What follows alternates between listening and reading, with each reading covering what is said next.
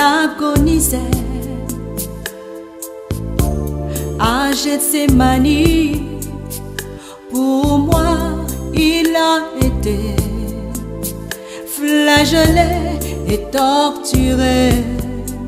On lui a tressé une couronne d'épines, son côté transpercé, mon frelon qui coule à jamais. Je l'ai vu, ils l'ont crucifié à Golgotha. Pour moi, il a été condamné et maltraité. On a partagé ses vêtements, tiré au sort sa tunique, affaibli et assoiffé. Le vinaigre lui fut présenté, son sang précieux a coulé à Golgotha pour que je sois purifié, sanctifié, pardonné, racheté. Son sang précieux a coulé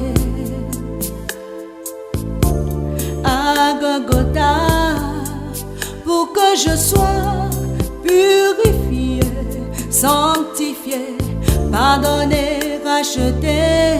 Son sang a coulé et je suis sauvé. Son sang a coulé.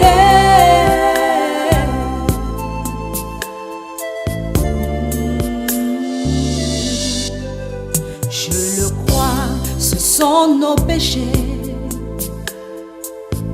dont il était chargé, nos mensonges et tous nos crimes l'ont courbé et humilié. Ce sont nos souffrances et nos douleurs dont Dieu l'avait accablé, nos misères et pauvretés lavées dans le sang de l'agneau. Son sang précieux a coulé à Golgotha pour que je sois purifié, sanctifié, pardonné, racheté. Son sang précieux a coulé à Golgotha pour que je sois purifié, sanctifié, pardonné, racheté. Son sang a coulé, il a coulé, il a coulé, il a coulé. Son sang a coulé.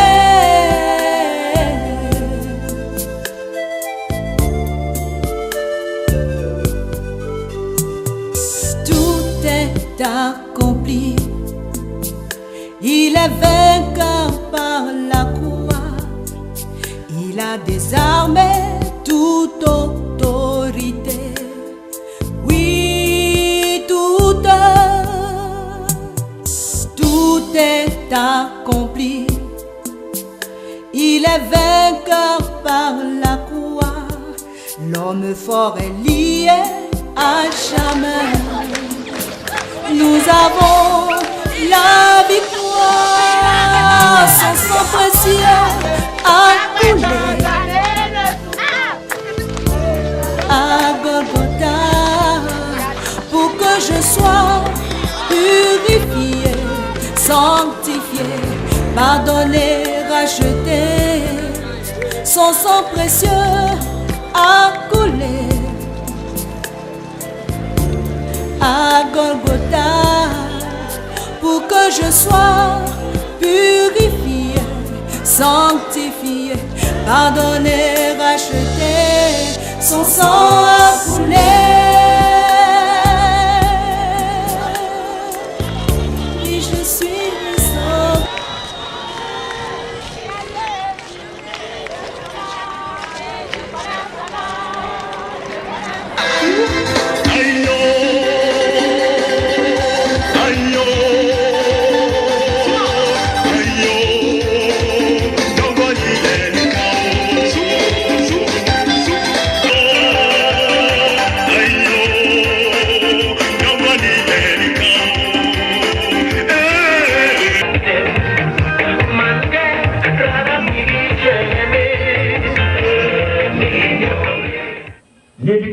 humaine inclut des compétences et des éléments culturels caractéristiques du lieu géographique et de la période historique.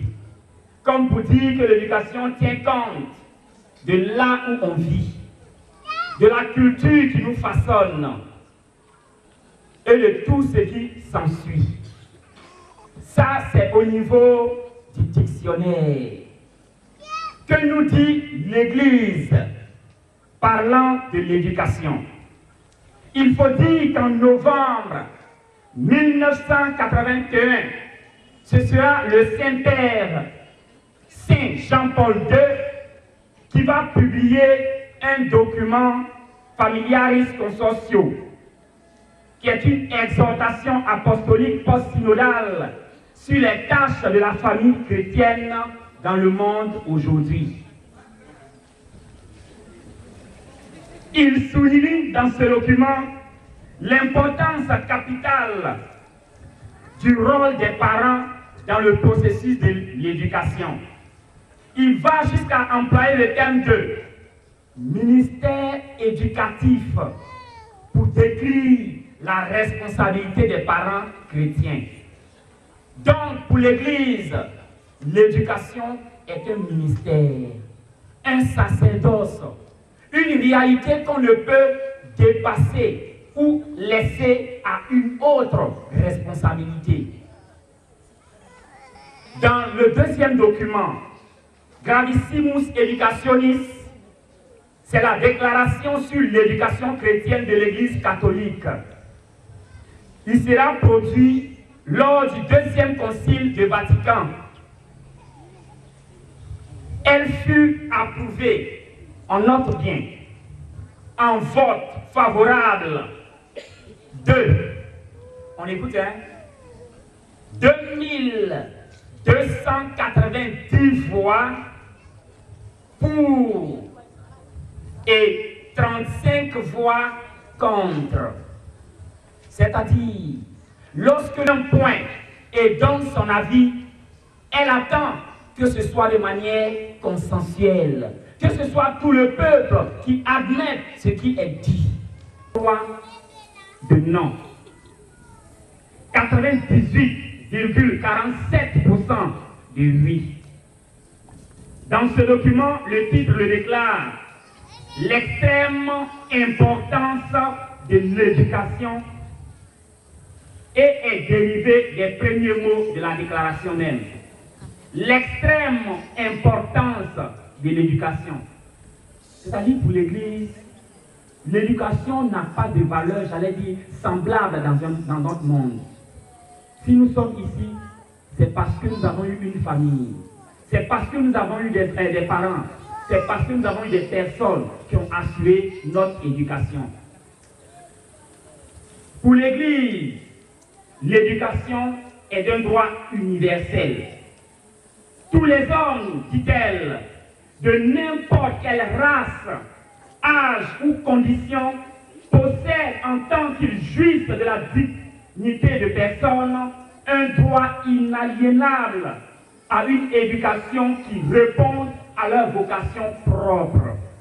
Un droit inaliénable, soit conforme à leur tempérament, à la différence des sexes, à la culture et aux traditions nationales, en même temps couverte aux échanges fraternels avec les autres peuples pour favoriser l'unité véritable de la paix dans le monde. Donc, l'éducation est universelle. Voilà pourquoi on va voir un peu partout. Le but que poursuit la véritable éducation, nous dit Gravissimus en son paragraphe 1, est de former la personne humaine dans la perspective de sa fin, la plus haute, et du bien des groupes dont l'homme est membre et au service desquels s'exercera son activité adulte. Former la personne humaine dans la perspective de sa fin la plus haute. Quand tu as donné une éducation à un enfant, lorsque tu le vois vivre, tu dois en être fier. Tu dois savoir que c'est mon œuvre. Sinon, nous dit l'Église, tu n'as pas encore atteint l'objectif qui t'est assigné.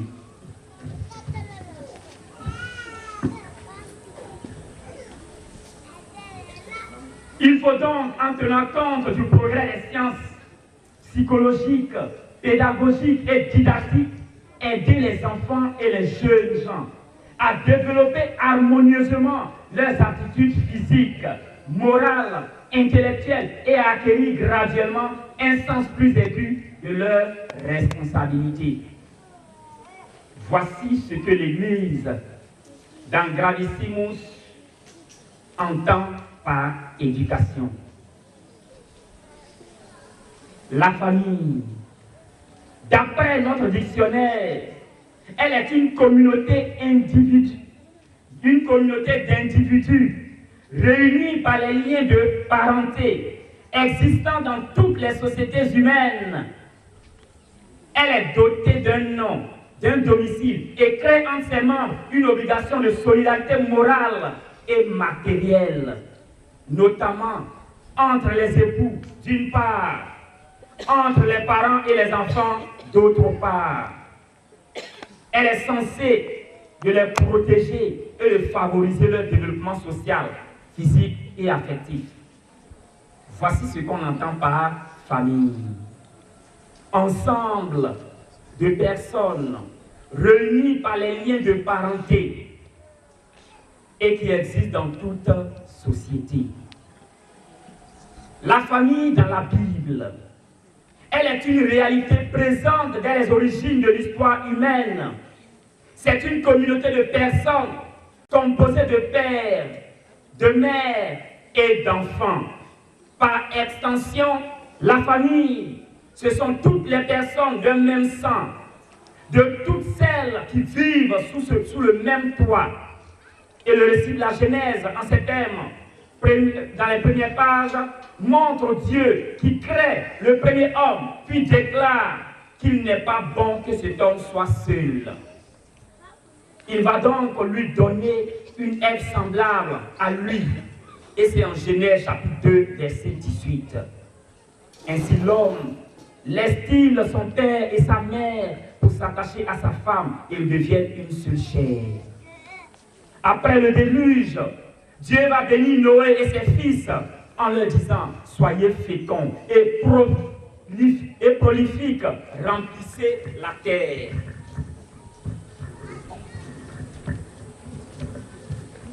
Dans le plan de Dieu, c'est la femme qu'il revient, c'est à la femme qu'il revient de donner la vie. Par sa maternité, la femme n'entre pas seulement dans l'histoire de la vie, mais elle suscite chez son époux un attachement plus étroit. D'où l'importance de la relation qui ne doit être brisée entre l'homme et la femme. D'après le livre des Proverbes, la paix du foyer est le premier des biens que Dieu accorde. Et c'est de la mère de famille que dépendent le bonheur et la prospérité de la maison. Rôle inédit de la femme.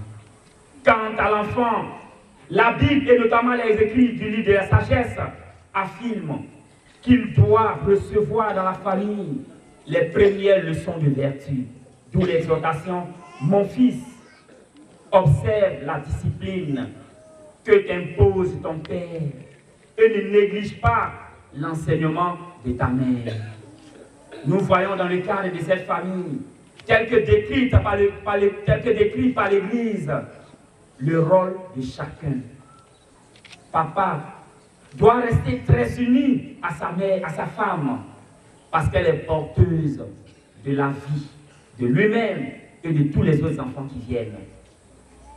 Le bien-être de la famille repose sur la mère, nous dit l'Église.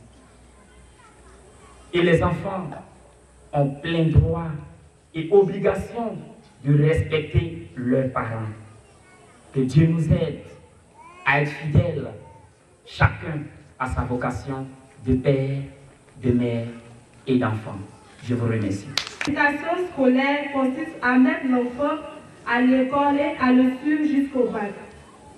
L'éducation académique consiste à suivre l'enfant dans la formation supérieure.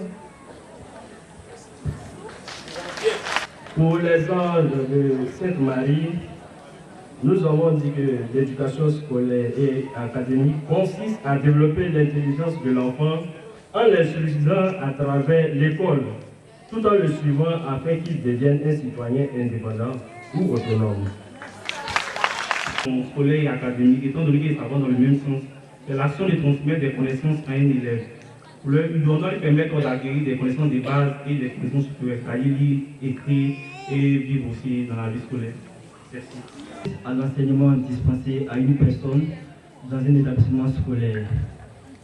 Merci. Consiste à développer l'intelligence de l'enfant en l'instruisant à travers l'école, tout en le suivant jusqu'à ce qu'il devienne un citoyen autonome. Merci mon père. En fait, comment cette éducation doit-elle se faire? 5 points intéressants nous sont proposés. D'abord, le choix de l'école de l'enfant. Comment est-ce que nous choisissons les écoles de nos enfants? Premier élément important. Peut-être parce que cette école est à proximité de notre maison. Peut-être parce que cette école, parmi tant d'autres, est reconnue comme école d'élite. Peut-être parce que, dans l'ensemble, ces enseignements sont porteurs. Voici ce qui doit nous guider dans le choix des différents types d'écoles pour nos enfants.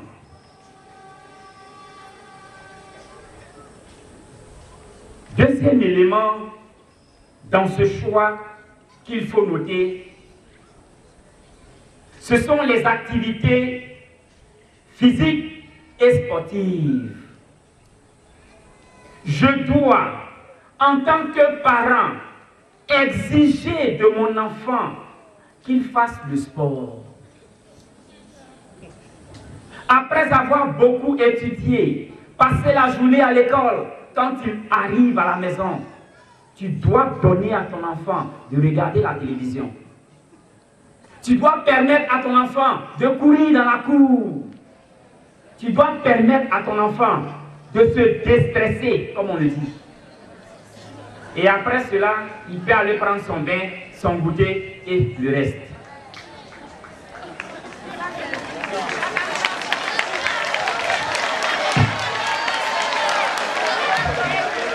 Mais à faire des activités comme la musique,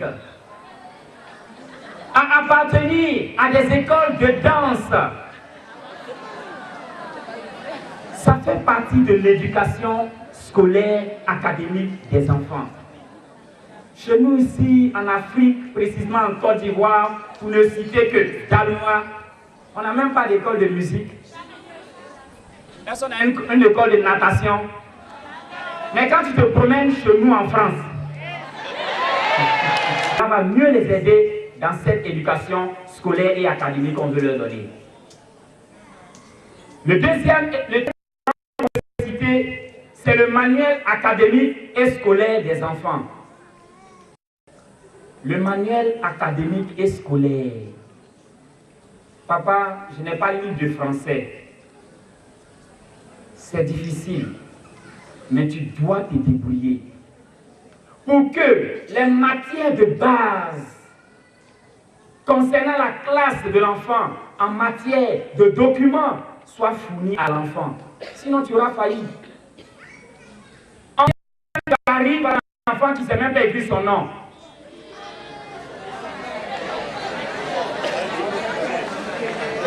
Comment le père, la mère peuvent admettre que les enfants ne sachent pas écrire son propre nom? Tu lui poses une question par exemple, c'est quoi la nature? L'enfant...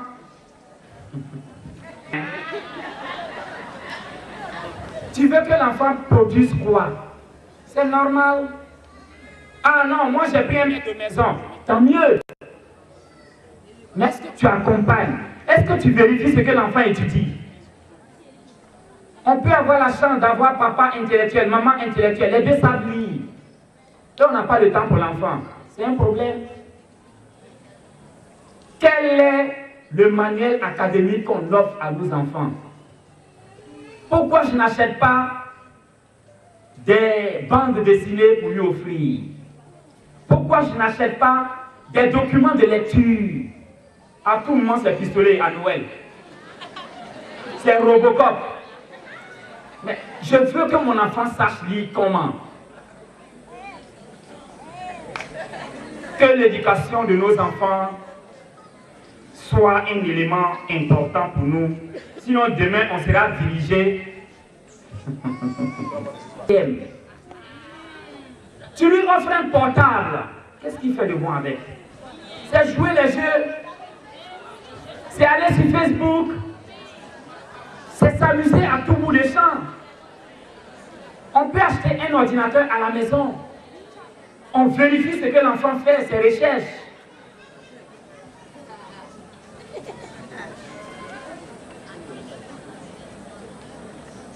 Dans votre chambre, il y a une télévision. Au salon, il y a une télévision.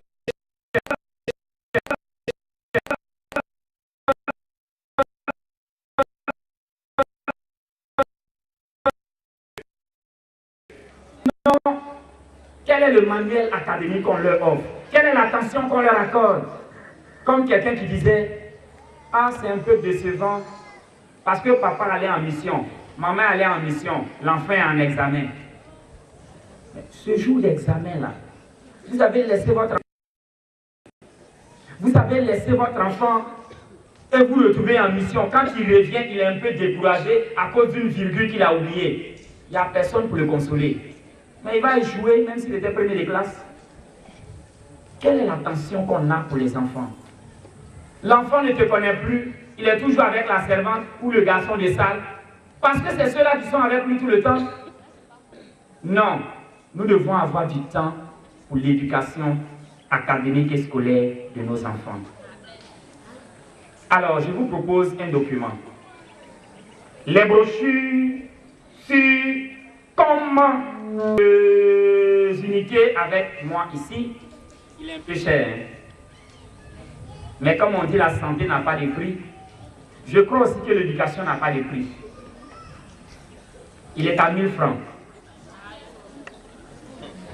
En deux grandes parties, ce document nous le présente. Première partie.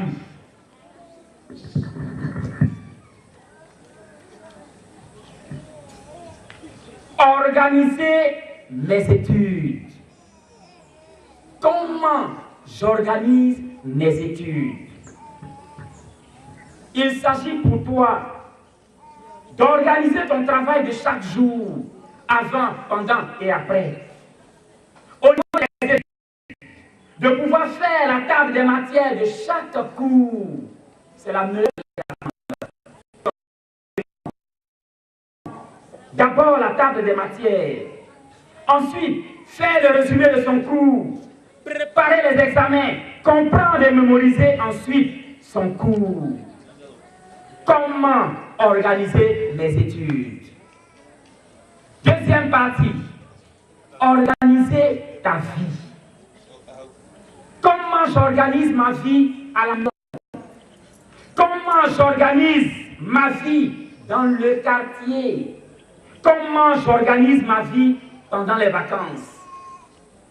Chers amis, chers enfants, chers parents, ce document, je le trouve concret pour nous aider à mieux aider nos enfants.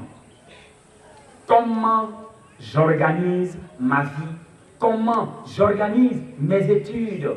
Comment nous pouvons aider nos enfants? Vous pouvez vous en procurer après. Donc l'éducation de nos enfants, comme je l'ai dit, repose sur ces 5 piliers. Que Dieu nous aide à entrer dans ce plan de responsabilité si haute qui nous a donné d'être parents. Que Dieu nous bénisse. L'éducation chrétienne consiste à faire connaître Dieu à l'enfant et et lui permettre de vivre sa foi. Merci. L'éducation spirituelle et chrétienne, c'est la formation de l'enfant aux bases de croyance en Dieu, selon les enseignements de Jésus. L'éducation spirituelle et chrétienne des enfants consiste à impliquer aux enfants des valeurs religieuses conformément à l'enseignement du Christ. Bon le Père, nous répondons à cette question tout en disant que l'éducation spirituelle et chrétienne consiste à inculquer la connaissance et le respect des valeurs chrétiennes à l'enfant. C'est avant tout amener l'enfant à croire en Dieu et à croire à une vie religieuse stable. Nous demanderons à Mamina si vous... Les chrétiennes, c'est la formation de l'enfant aux bases de croyance en Dieu, selon les enseignements de Jésus. Confiance en Dieu. Et je citais tout à l'heure Gravissimus Educationis, qui veut dire l'extrême importance de l'éducation. En son paragraphe 2, voici ce qu'il nous dit. Devenu créature nouvelle, en renaissant de l'eau et de l'Esprit Saint, appelé enfant de Dieu et l'étant en vérité, tous les chrétiens ont droit à une éducation chrétienne. Un chrétien qui dit, d'après ce passage de ce document, un chrétien qui dit, bon, il est encore petit, première faute. Comment tu peux dire que ton enfant est encore petit quand il va dire que mon fils grandisse et décide? Ne suis-je pas confiant en la foi en mon Dieu? Dans ce choix de vie que j'ai fait, nous n'avons pas le choix. Nous ne devons en aucun cas laisser le choix à nos enfants pour ce qui est de leur vie chrétienne. L'Église nous rappelle que devenue créature nouvelle, en renaissant de l'eau et de l'Esprit Saint, appelé enfant de Dieu, en vérité, tous les chrétiens ont droit à une éducation chrétienne. Quels sont les moyens variés au service de l'éducation chrétienne que l'Église nous propose? L'Église, soucieuse d'utiliser tous les moyens appropriés, se préoccupe en particulier de ceux qui lui sont propres, à savoir la formation catéchétique, les autres moyens éducatifs comme les moyens de communication sociale, les multiples organismes qui ont pour objet le développement du corps et de l'esprit, les mouvements de jeunesse et surtout les écoles. Et elle ajoute les écoles catholiques. Je reprends. Comme moyen concret, l'Église nous propose la formation catéchétique. Tu veux l'éducation de ton enfant, tu n'incites pas ton enfant à s'inscrire à la catéchèse. Tu ne l'encourages même pas. Sa base chrétienne sera ratée. Que tu es parti à l'école aujourd'hui, mais tu lui demandes rarement, ou presque jamais, où est ton cahier de catéchèse? Quand l'enfant vient te dire, ah maman, je vais laver mes habits. Tu ne vas pas partir à l'église. Non, non, mes habits sont sales. Ok, va laver tes habits.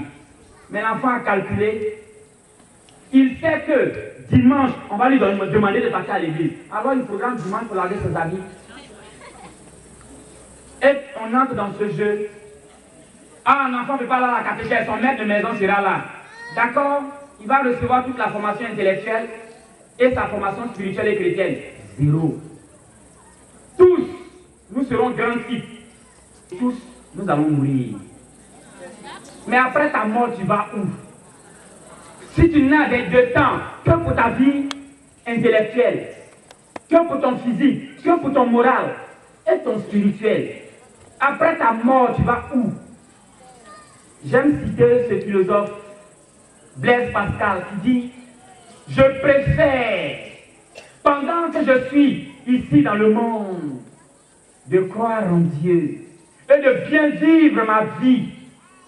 Là, si j'arrive après ma mort, qu'on me dit que tu t'es trompé, tu aurais dû faire des bêtises, Tu t'en fous parce que tu es bien mort. Il dit, si malheureusement tu y arrives, et qu'on te dise, ah Joe, donc quand tu étais là-bas, tu n'as pas cru en Dieu. Tu faisais des bêtises. Voici ta place là-bas. Il dit, mais je suis foutu. Parce que tu ne peux plus revenir pour vivre. Ne nous amusons pas avec notre côté spirituel. Si nous avons une société bancale, c'est parce que notre côté spirituel est malade. Tu te lèves le matin, tu dis à ton enfant, va à l'église. Et toi-même, tu fais quoi à la maison? Un jour, il te demande, toujours va à l'église, toujours va à l'église. Moi, je suis fatigué, et toi? Tu vas dire quoi? Les enfants ne font que copier. Et Saint Thomas nous dira, l'habitude est une seconde nature. Ce qui est vrai, ce qu'il faut apprendre à faire demain, l'habitude est une seconde nature. De la même manière que tu choisis la grande école, que tu choisis la meilleure école, que tu choisis les meilleurs sites de vacances pour ton enfant, de cette même manière, tu dois être foncièrement préoccupé pour sa formation spirituelle et chrétienne. Il nous disait les autres moyens éducatifs. L'Église refuse de se substituer à ce qui est de l'ordre naturel. Les autres moyens sont les écoles. Les autres moyens sont les masses médias. Les autres moyens sont les organismes internationaux. Ou internationaux, pardon. Et c'est ce que l'Église nous demande de suivre, de choisir et d'aider nos enfants dans cette éducation chrétienne. Elle ajoute les mouvements de jeunesse. Combien sont nos enfants qui appartiennent au mouvement d'action catholique?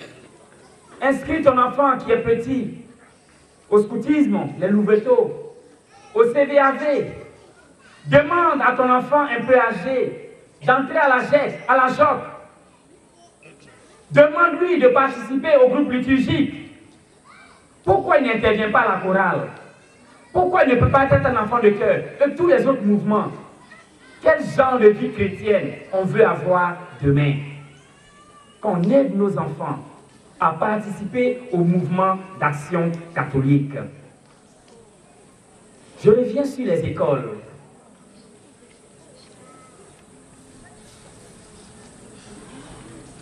Oui, j'arrive et je me garde de citer ces établissements d'ici.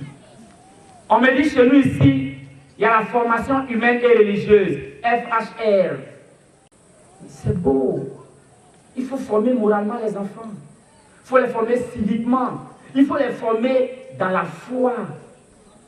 Et dans ce chapitre de cours, il y a la connaissance des autres religions qu'on apprend. Quand on m'invite dans un établissement, nous avons le chemin de croix. Mais gloire à Dieu, c'est ça, l'école catholique. Quand on dit chez nous ici, chaque semaine, les élèves en messe. Mais la messe, là, c'est pour les tuer. Mais c'est trop beau. Encourageons nos écoles chrétiennes, catholiques, et les écoles chrétiennes en général. Et aidons nos enfants à vivre chrétiennement leur vie. Car l'avenir de notre pays repose sur eux. Et après, je vais terminer en disant, parce que je vais beau avoir le ciel et la terre, quand je vais mourir là, je vais où? Mettons l'accent aussi bien sur la formation intellectuelle de nos enfants que sur la formation chrétienne et religieuse. Je vous remercie.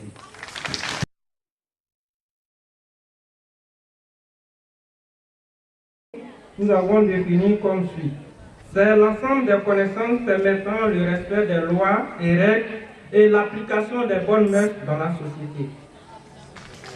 Merci. À détourner les enfants des vices, en parenthèse, vol, le viol, la drogue, le grand banditisme, etc. de la société. Merci. Permet à l'enfant d'être un bon citoyen à respecter les lois qui régissent la société. L'éducation morale permet à l'enfant de faire toujours... Pouvez-vous reprendre votre réponse, s'il vous plaît? L'éducation civique et morale consiste à l'ensemble des connaissances permettant le respect des lois et règles et l'application des bonnes mœurs dans la société. Merci. Et nous disons merci à tous ces autres groupes parce qu'ils ont dit d'une manière ou d'une autre la même chose. Merci pour ces réponses et ces interventions. Voici donc ce en quoi consiste l'éducation civique et morale. Je disais tantôt que ce volet de la question répond à juste titre comme résumé de tout ce qui a été dit.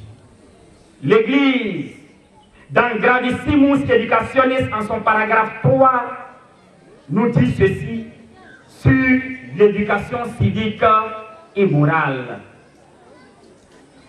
Nous citons, les parents, nous dit l'Église, parce qu'ils ont donné la vie à leurs enfants, ont la très grave obligation de les élever et à ce titre doivent être reconnus comme leurs premiers et principaux éducateurs.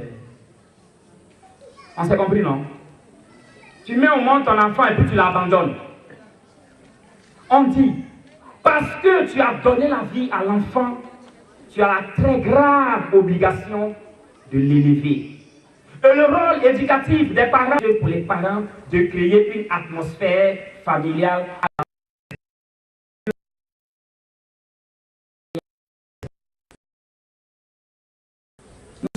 À la maison, papa et maman, à un moment donné, c'est chien et chat. Tu es sûr que les enfants...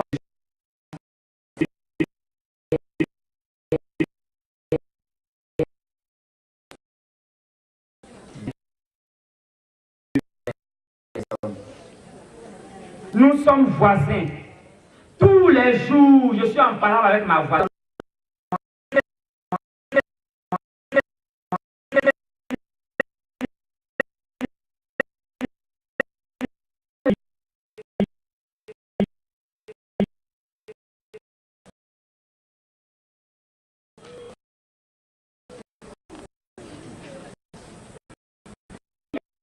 Et donc, nous dit l'Église, la première école des vertus sociales nécessaire à toute société, mais c'est surtout dans la famille chrétienne, riche des grâces et des exigences du sacrement de mariage, que dès leur plus jeune âge, les enfants doivent, conformément à la loi reçue au baptême, à la foi reçue au baptême, apprendre à découvrir Dieu et à l'honorer ainsi qu'à aimer le prochain. C'est dans la famille chrétienne que l'enfant commence à découvrir Dieu, à découvrir l'amour du prochain. C'est là qu'ils font la première expérience de l'Église et de l'authentique vie humaine en société.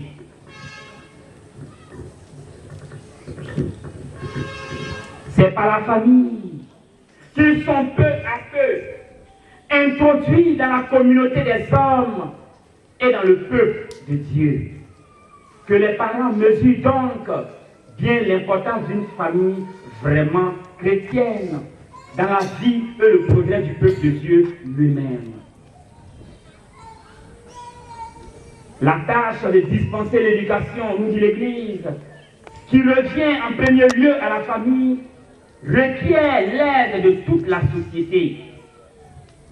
Outre les droits des parents et de ceux des éducateurs à qui ils confient une partie de leur tâche, les responsabilités et les droits précis reviennent à la société civile en tant qu'il lui appartient d'organiser ce qui est lié au bien commun temporel. C'est à la société de construire un dispensaire. C'est à la société de construire les marchés, les routes.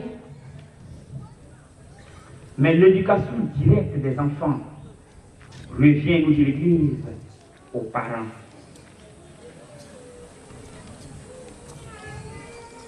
À ses enfants, l'Église est donc tenue comme mère d'assurer l'éducation qui inspirera toute leur vie de l'Esprit du Christ.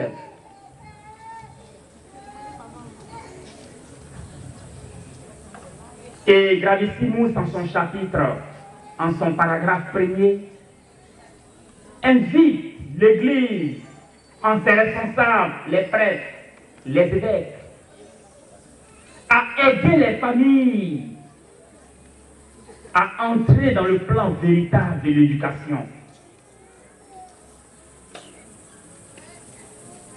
En même temps, elle aide les familles dans cette éducation de leurs enfants.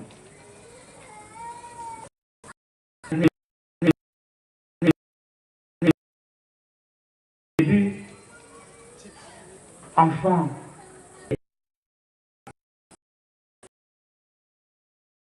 écoutez vos pères.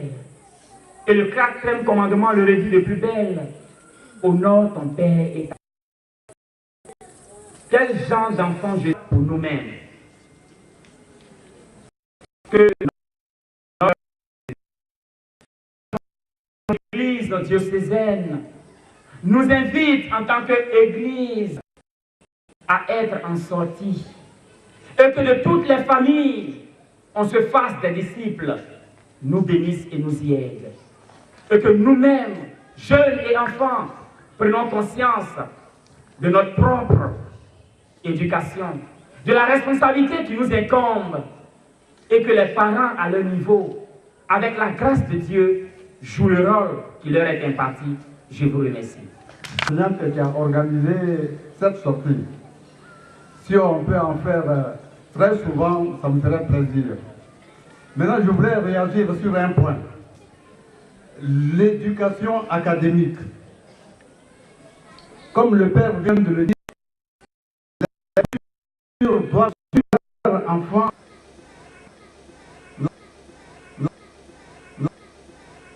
L'enseignement académique, ici chez nous, est foiré. Ça, sincèrement, je le dis. Parce que, ensuite, c'est mon constat à moi, l'apprentissage de la lecture. Le niveau du livre, à l'école primaire, par exemple, au CP1, ce livre, le niveau est supérieur au niveau de l'enfant. Et puis le programme, c'est de couper-couler. On prend sur l'Occident et puis on applique chez nous. Les enseignants ne sont pas formés pour.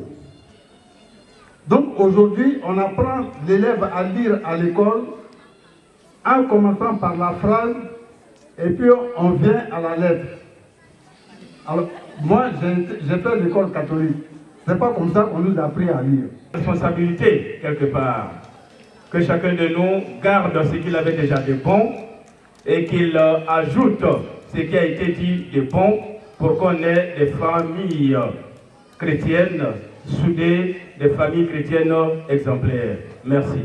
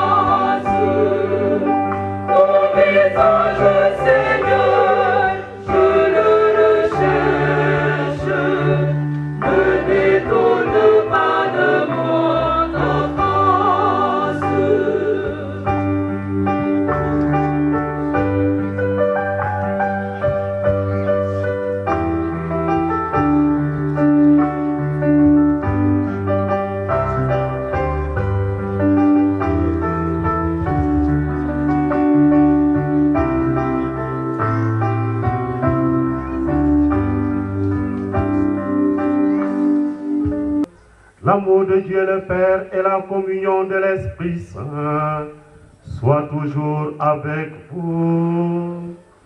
Et avec votre esprit. Veuillez vous asseoir. Ainsi, il reçoit de Dieu son Créateur toutes les bénédictions et une multitude de descendants.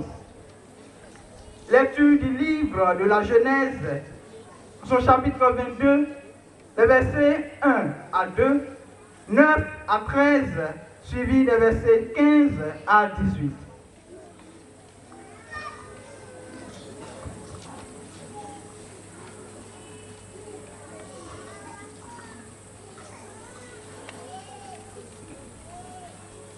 Dieu mit Abraham à l'épreuve. Il lui dit, Abraham, celui-ci répondit, me voici. Dieu dit, prends ton fils unique, celui que tu aimes, Isaac, va au pays de Moria, et là, tu l'offriras en sacrifice sur la montagne que je t'indiquerai. Quand ils furent arrivés à l'endroit que Dieu lui avait indiqué, Abraham étendit la main et saisit le couteau pour immoler son fils. Mais l'ange du Seigneur l'appela du haut du ciel et lui dit, Abraham, Abraham. Il répondit, me voici. L'ange lui dit, ne porte pas la main sur l'enfant, ne lui fais aucun mal. Je sais maintenant que tu crains Dieu. Tu ne m'as pas refusé ton fils unique. Abraham leva les yeux et vit un bélier qui s'était pris les cornes dans un buisson. Il alla le prendre et l'offrit en holocauste à la place de son fils. Du ciel, l'ange du Seigneur appela une seconde fois Abraham. Je le jure par moi-même, déclare le Seigneur, parce que tu as fait cela, parce que tu ne m'as pas refusé ton fils unique. Je te comblerai de bénédictions, je rendrai ta descendance aussi nombreuse que les étoiles du ciel et que le sable au bord de la mer, et ta descendance tiendra les places fortes de ses ennemis. Puisque tu m'as obéi, toutes les nations de la terre s'adresseront l'une à l'autre la bénédiction par le nom de ta descendance. Parole du Seigneur. Je crois et je parlerai, moi qui ai beaucoup souffert. Il en coûte au Seigneur de voir mourir les siens. Ne suis-je pas, Seigneur, ton serviteur, moi dont tu brisas les chaînes? Je t'offrirai le sacrifice d'action de grâce. J'invoquerai le nom du Seigneur. Je tiendrai mes promesses au Seigneur, lui, devant tout son peuple, à l'entrée de la maison du Seigneur, au milieu de Jérusalem.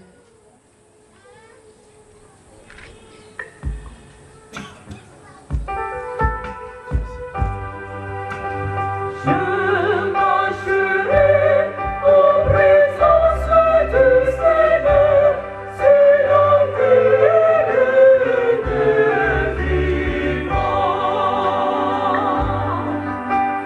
Je marcherai en présence du Seigneur sur la terre des vivants.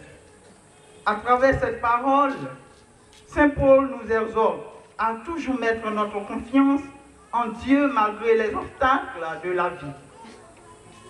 Lecture de la lettre de Saint Paul, apôtre aux Romains, au chapitre 8, les versets 31 à 34.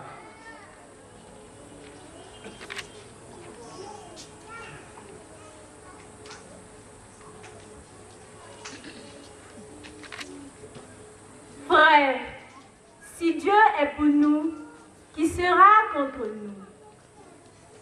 Il n'a pas refusé son propre Fils, il l'a livré pour nous tous.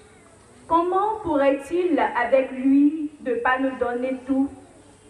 Qui accusera ceux que Dieu a choisis, puisque c'est Dieu qui justifie? Qui pourra condamner, puisque Jésus-Christ est mort?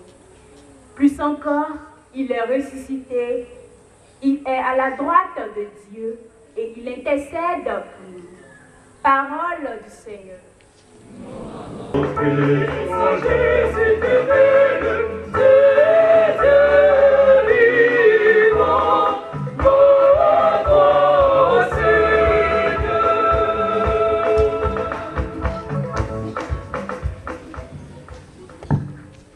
Du sein de la nuée resplendissante. Évangile de Jésus-Christ selon ses mains.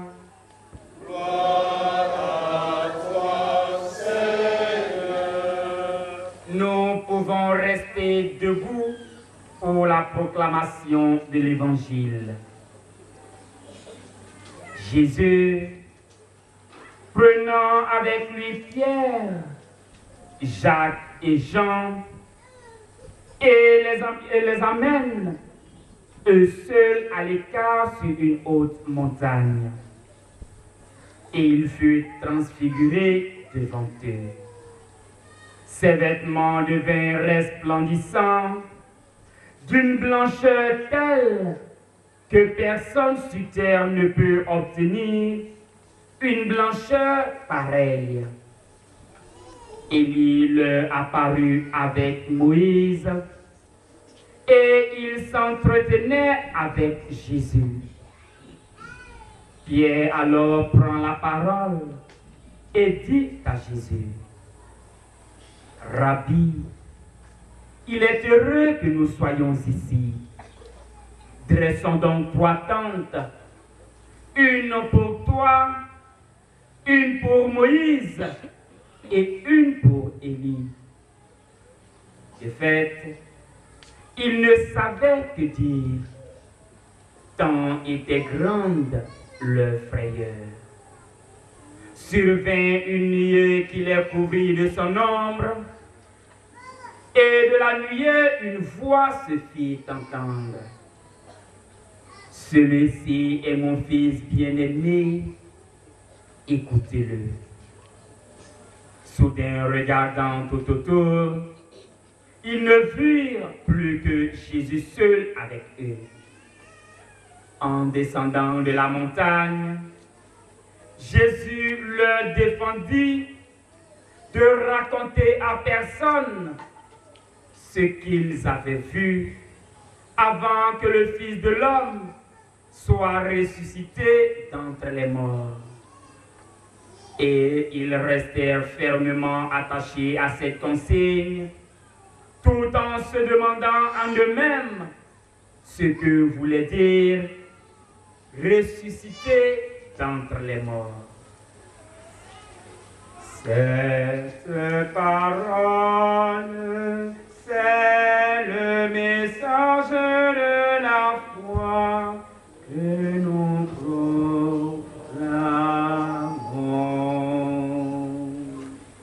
Cette parole,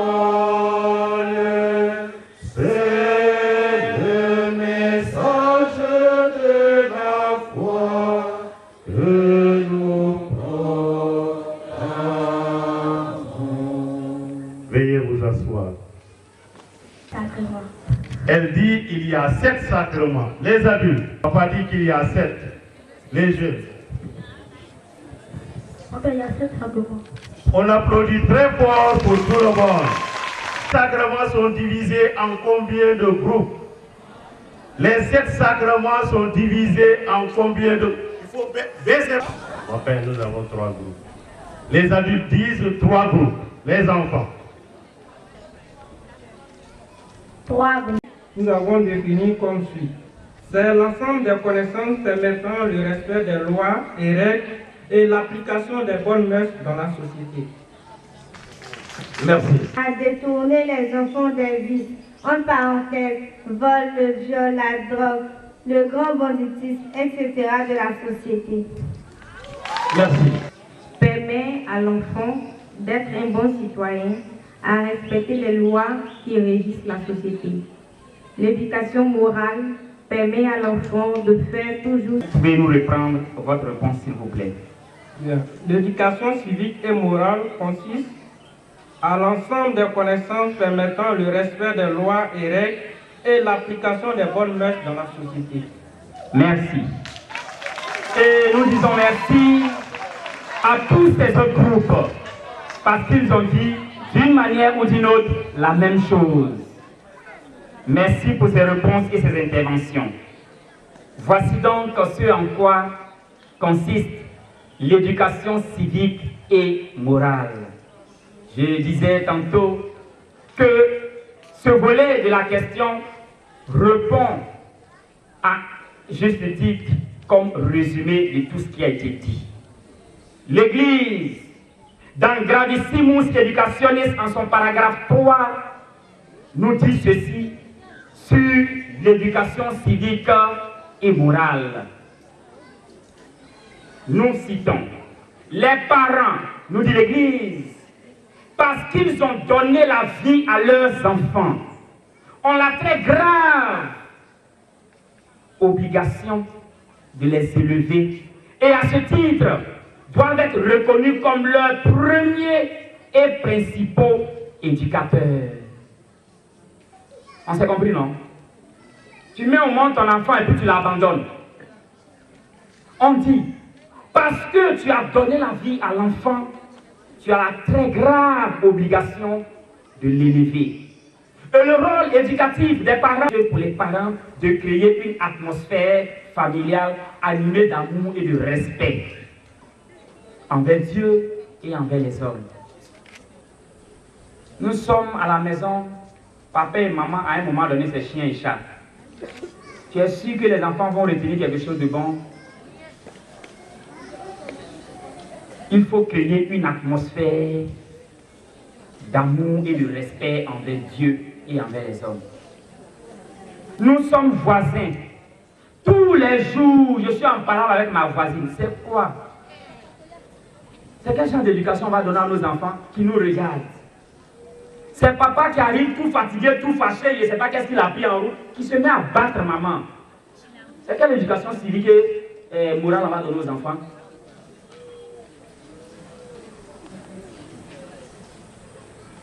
La famille est donc, nous dit l'Église, la première école des vertus sociales nécessaire à toute société.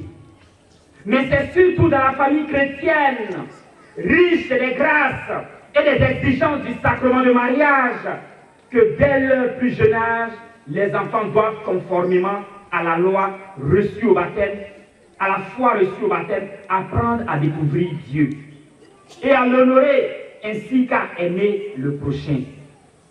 C'est dans la famille chrétienne que l'enfant commence à découvrir Dieu, à découvrir l'amour du prochain.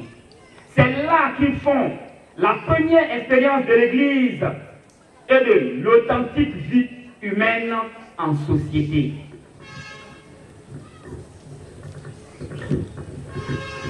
C'est par la famille qu'ils sont peu à peu introduits dans la communauté des hommes et dans le peuple de Dieu.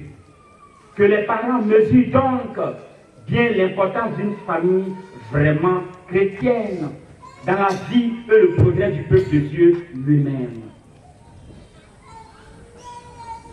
La tâche de dispenser l'éducation, nous dit l'Église, qui revient en premier lieu à la famille, requiert l'aide de toute la société. Outre les droits des parents et de ceux des éducateurs à qui ils confient une partie de leurs tâches, les responsabilités et les droits précis reviennent à la société civile en tant qu'il lui appartient d'organiser ce qui est nécessaire au bien commun temporel. C'est à la société de construire une école. C'est à la société de construire un dispensaire. C'est à la société de construire les marchés, les routes. Mais l'éducation directe des enfants revient, nous dit l'Église, aux parents.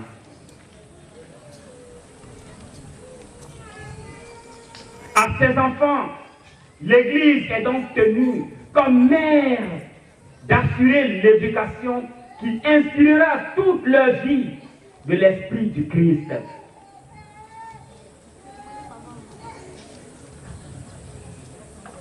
Et Gravissimus, en son chapitre, en son paragraphe premier, invite l'Église, en ses responsables, les prêtres, les évêques, à aider les familles à entrer dans le plan véritable de l'éducation. En même temps, elle aidait les familles dans cette éducation de leurs enfants.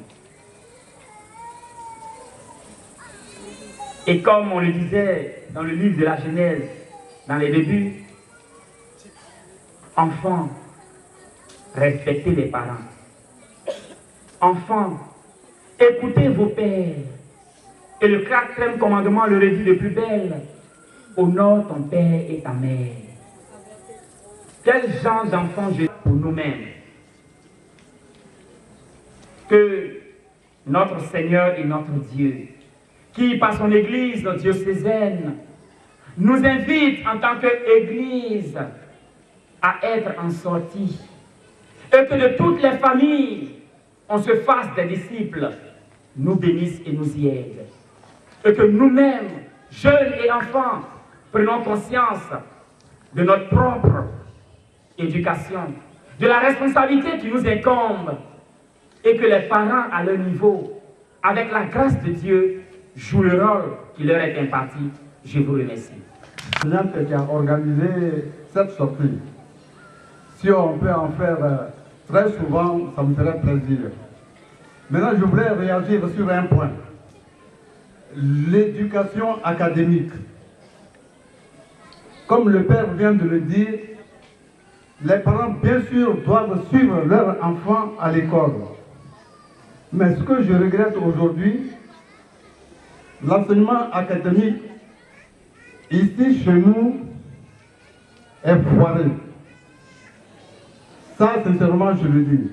Parce que, ensuite, c'est mon constat à moi, l'apprentissage de la lecture. Le niveau du livre, à l'école primaire, par exemple au CP1, ce livre, le niveau est supérieur au niveau de l'enfant. Et puis le programme, c'est de couper-couler. On prend sur l'Occident et puis on applique chez nous. Les enseignants ne sont pas formés pour. Donc aujourd'hui, on apprend l'élève à lire à l'école en commençant par la phrase et puis on vient à la lettre. Alors, moi, j'ai fait l'école catholique. C'est pas comme ça qu'on nous a appris à lire. Responsabilité, quelque part, que chacun de nous garde ce qu'il avait déjà de bon et qu'il ajoute ce qui a été dit de bon pour qu'on ait des familles chrétiennes soudées, des familles chrétiennes exemplaires. Merci. Seigneur, je le recherche.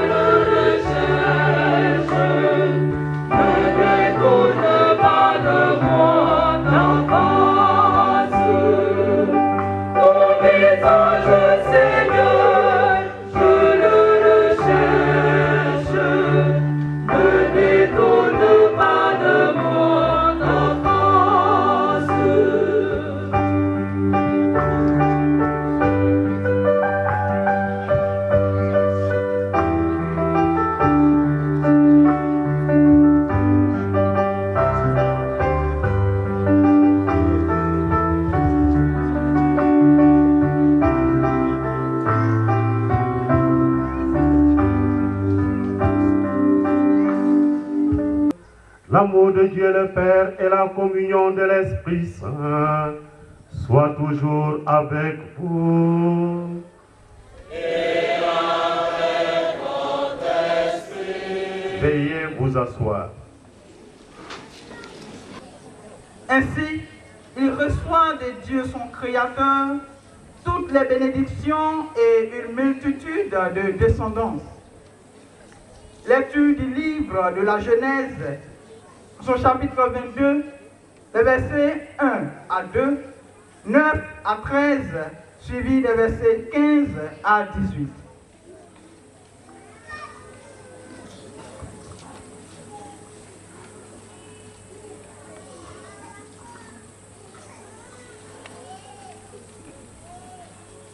Dieu mit Abraham à l'épreuve. Il lui dit, Abraham, celui-ci répondit, me voici.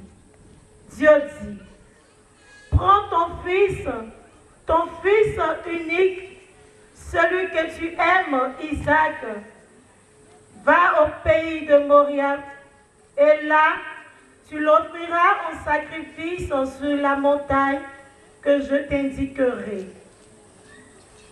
Quand ils furent arrivés à l'endroit que Dieu lui avait indiqué, Abraham étendit la main et saisit le couteau pour immoler son fils. Mais l'ange du Seigneur l'appela du haut du ciel et lui dit, Abraham, Abraham. Il répondit, me voici. L'ange lui dit, ne porte pas la main sur l'enfant, ne lui fais aucun mal. Je sais maintenant que tu crains Dieu. Tu ne m'as pas refusé ton fils unique. Abraham leva les yeux et vit un bélier qui s'était pris les cornes dans un buisson. Il alla le prendre et l'offrit en holocauste à la place de son fils. Du ciel, l'ange du Seigneur appela une seconde fois Abraham. Je le jure par moi-même, déclare le Seigneur, parce que tu as fait cela, parce que tu ne m'as pas refusé ton fils unique. Je te comblerai de bénédictions, je rendrai ta descendance aussi nombreuse que les étoiles du ciel et que le sable au bord de la mer, et ta descendance tiendra les places fortes de ses ennemis. Puisque tu m'as obéi, toutes les nations de la terre s'adresseront l'une à l'autre la bénédiction par le nom de ta descendance. Parole du Seigneur. Je crois et je parlerai, moi qui ai beaucoup souffert. Il en coûte au Seigneur de voir mourir les siens. Ne suis-je pas, Seigneur, ton serviteur, moi dont tu brisas les chaînes? Je t'offrirai le sacrifice d'action de grâce. J'invoquerai le nom du Seigneur. Je tiendrai mes promesses au Seigneur, lui, devant tout son peuple, à l'entrée de la maison du Seigneur, au milieu de Jérusalem.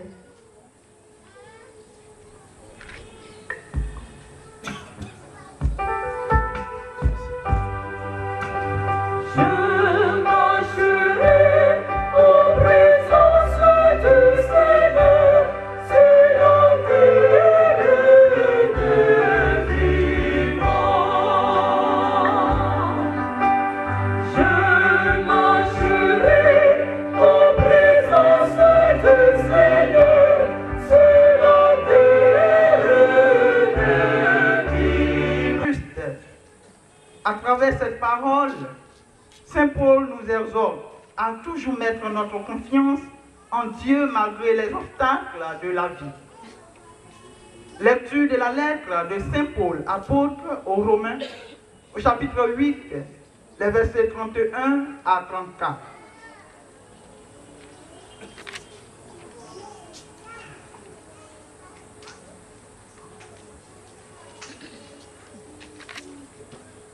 Frères, si Dieu est pour nous, qui sera contre nous?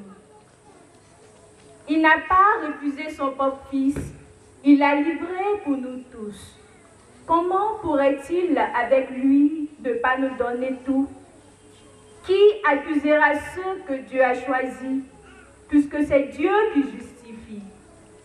Qui pourra condamner, puisque Jésus-Christ est mort? Plus encore, il est ressuscité, il est à la droite de Dieu et il intercède pour nous.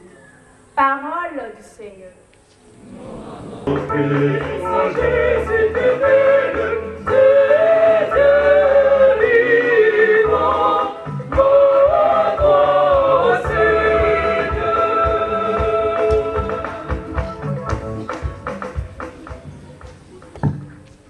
Du sein de la nuée resplendissante. Évangile de Jésus-Christ selon ses mains.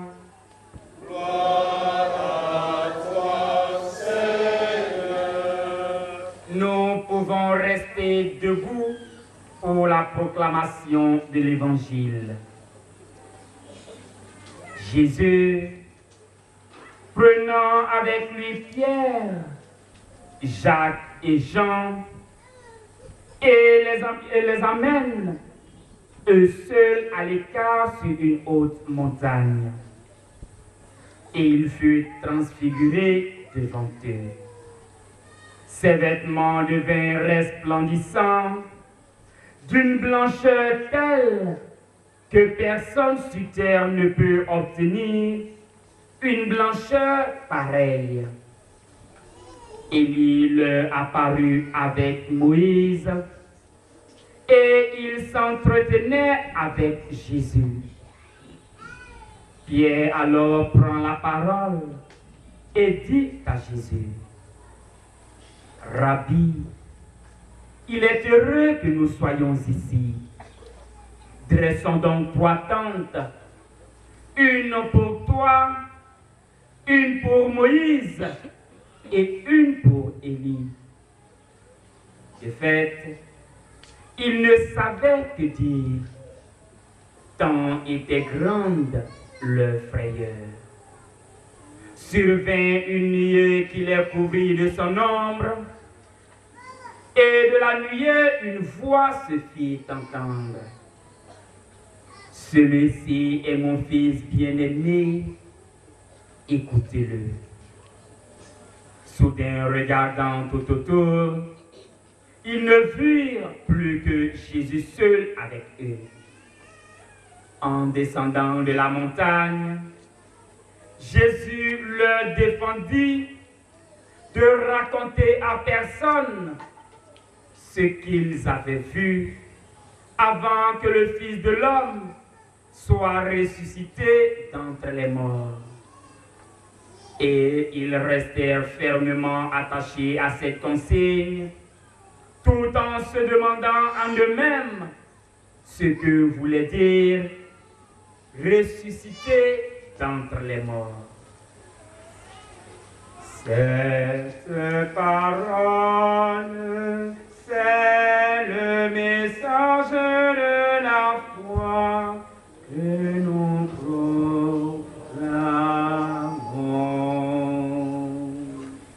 Cette parole, c'est le message de la foi que nous proclamons. Veuillez vous asseoir.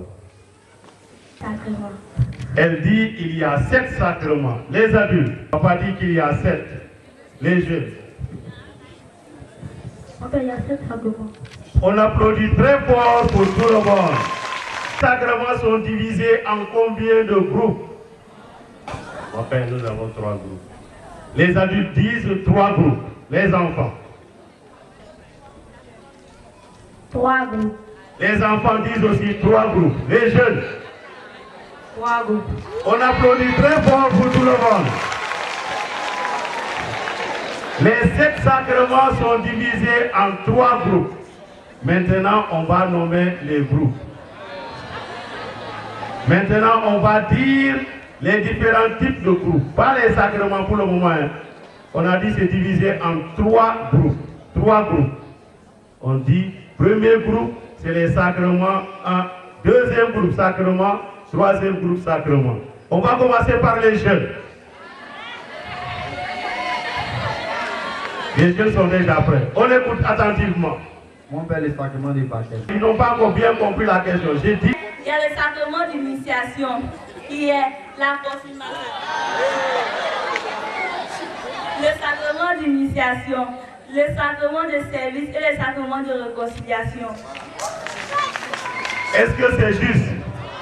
Moi, Le sacrement de réconciliation, le sacrement d'ordre et le sacrement d'initiation. C'est pas l'initiation, les sacrements de pénitence et les sacrements de mort. C'est pas le catéchèse. Voilà, lui il est en deuxième année de catéchèse. Alors il va vraiment nous dire la bonne réponse. Le sacrement d'initiation, le sacrement de guérison.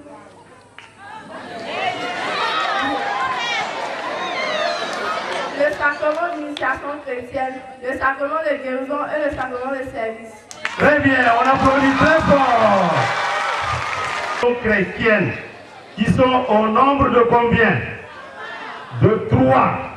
Les sacrements de guérison qui sont au nombre de combien? 2.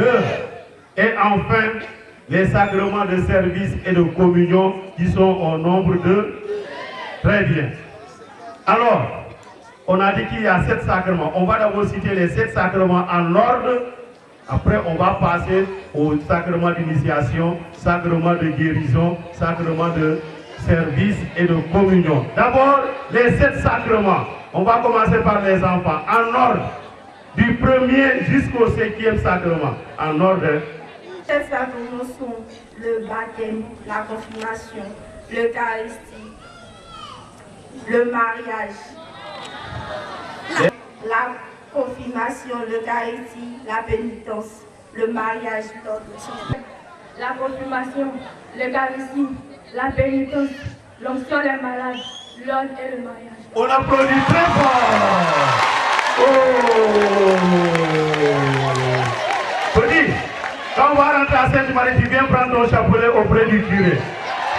Parce que je suis très content, je suis enjaillé comme ça. Alors, il y a 7 sacrements. Et les sacrements sont le sacrement de baptême, le sacrement de confirmation, le sacrement de l'Eucharistie, le sacrement de pénitence, l'onction des malades, le sacrement de mariage et le sacrement de l'ordre. Alors, on a dit qu'il y a 3 sacrements de l'initiation chrétienne qui sont les 3 sacrements de l'initiation chrétienne. Les 3 sacrements de l'initiation chrétienne, on les cite rapidement. Les 3 sacrements de l'initiation chrétienne. Les enfants, vous connaissez? Baptême, Eucharistie, confirmation. Oh! La confirmation est d'Eucharistie.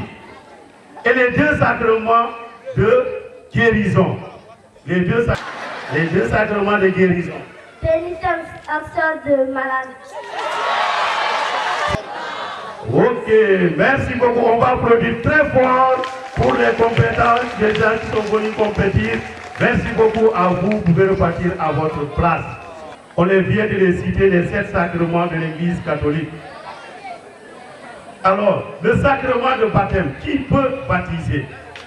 Qui peut baptiser dans l'Église catholique? Le sacrement de baptême, qui peut baptiser? Est-ce que tout le monde peut baptiser? Seul le prêtre peut baptiser. Seul le prêtre ou le diacre et l'évêque. L'évêque étant déjà prêtre. Mais ce qu'on appelle en danger de mort, supposons qu'à Amaracarrefour, il y a quelqu'un ou un catéchumène qui veut devenir chrétien et qui est en train de mourir. Si on m'appelle, mon père, il y a un mourant à Amaracarrefour qui se trouve à 40 km de Daloa. Si je m'engage, je risque de retrouver le cadavre. Alors sur place, Le catéchisme peut baptiser. Même un chrétien peut baptiser. Il suffit de prononcer la formule « Je te baptise au nom du Père et du Fils et du Saint-Esprit. Amen ». Et ce dernier est baptisé. Mais si Dieu lui fait grâce de ne pas mourir, il doit recevoir le baptême. C'est vrai qu'on reçoit une seule fois le baptême, mais s'il n'est pas mort, on doit rétablir ce qui a eu lieu. Parce qu'on pensait qu'il allait mourir, mais par la grâce du baptême, il n'est pas mort. Alors on doit faire le baptême comme l'Église le demande. Alors qui peut baptiser dans l'Église catholique, c'est le prêtre, le diacre et l'évêque. Qui peut confirmer dans l'Église, c'est seulement l'évêque. Seul l'évêque peut donner le sacrement de confirmation. Mais l'évêque peut déléguer son pouvoir à un prêtre. C'est pourquoi vous voyez des fois, quand l'évêque est empêché, il envoie soit son vicaire général, soit un de ses vicaires épiscopaux, ou même un curé d'une paroisse pour venir administrer le sacrement de confirmation. Il lui donne ses pouvoirs. Il lui dit que va à mon nom pour faire telle ou telle autre chose. Et c'est ainsi que le sacrement de confirmation est réservé seulement à l'évêque.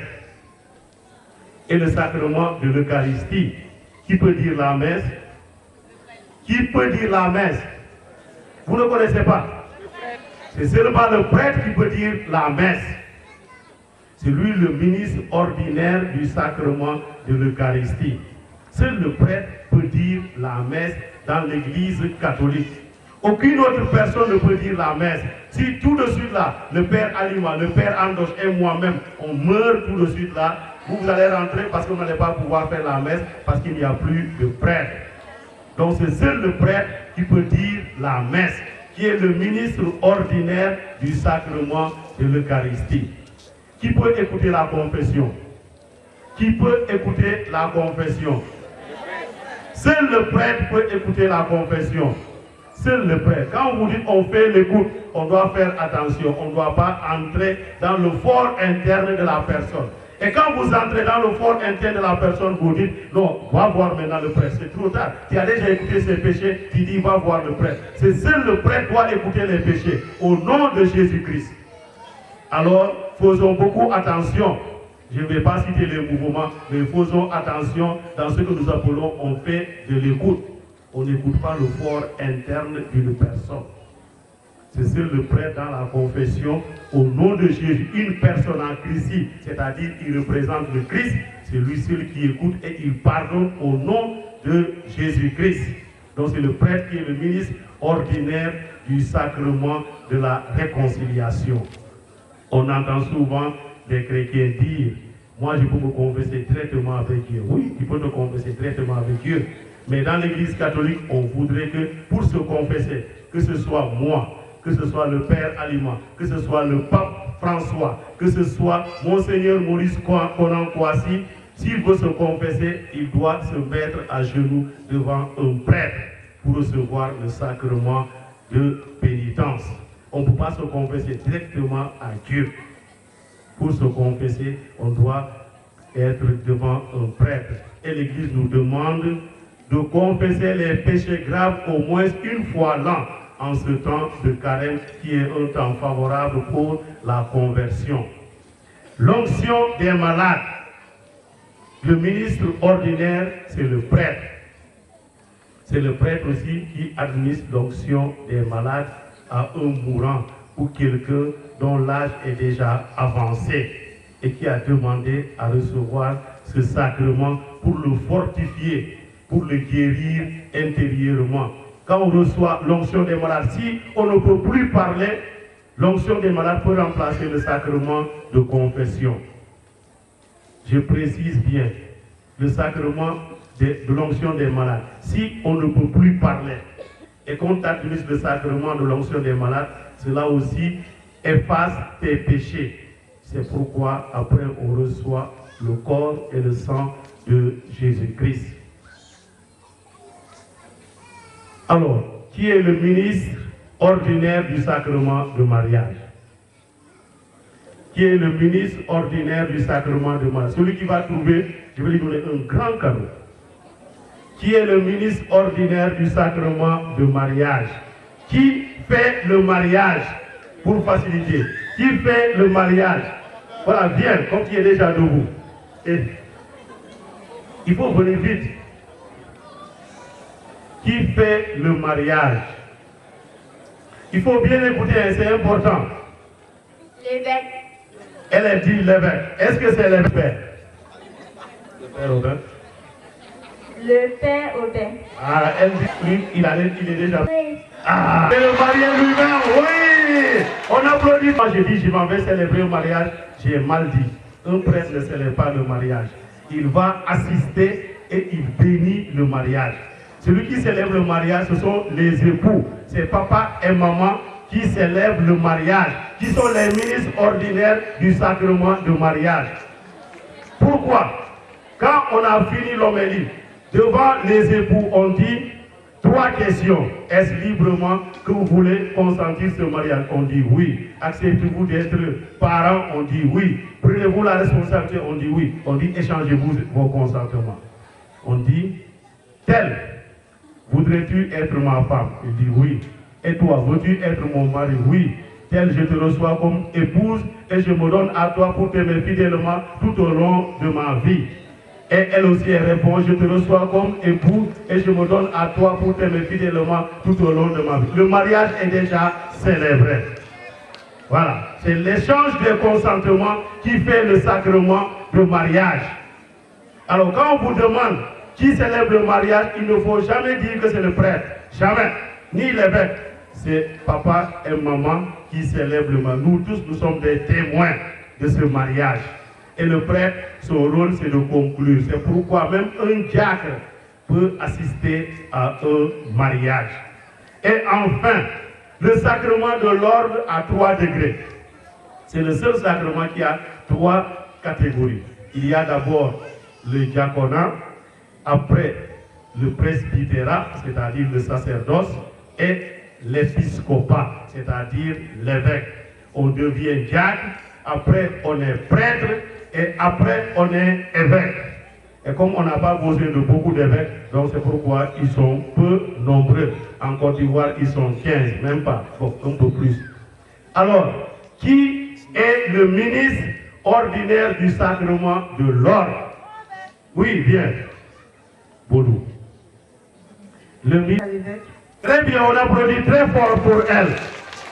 C'est l'évêque de l'ordre. Si on dit tout de suite là, on veut ordonner quelqu'un prêtre. S'il n'y a pas évêque, il n'y a pas d'ordination. Donc il faudrait qu'il y ait un évêque reconnu dans l'église catholique pour élever quelqu'un au rang de diacre, au rang de prêtre. Mais pour élever un prêtre au rang d'évêque, il faut obligatoirement la présence de 3 évêques.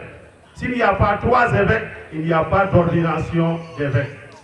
3 évêques. Il y a ce qu'on appelle le consécrateur principal, celui qui t'ordonne pour être évêque, le co-consécrateur et le deuxième co-consécrateur. Donc il faudrait qu'il y ait 3 évêques reconnus par l'Église catholique pour qu'on élève un prêtre au rang d'évêque.